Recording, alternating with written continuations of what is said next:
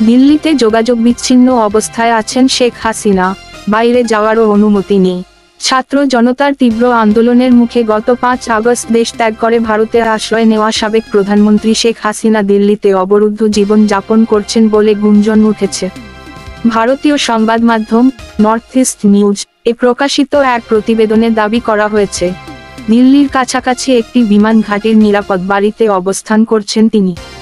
একটি সূত্রের বরাত দিয়ে প্রতিবেদনে আরও বলা হয়েছে, বাংলাদেশের অন্তর্বর্তীকালীন সরকারের প্রধান উপদেষ্টা হিসেবে ড.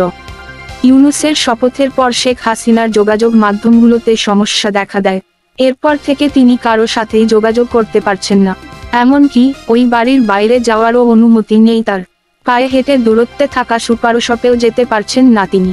প্রতিবেদনে আরও উল্লেখ করা হয়, শেখ হাসিনার মেয়ে সাইমা ওয়াজেদ দিল্লিতেই বিশ্ব সংস্থার আঞ্চলিক পরিচালক হিসেবে কর্মরত থাকলেও এখন পর্যন্ত মায়ের সঙ্গে দেখা করতে পারেননি।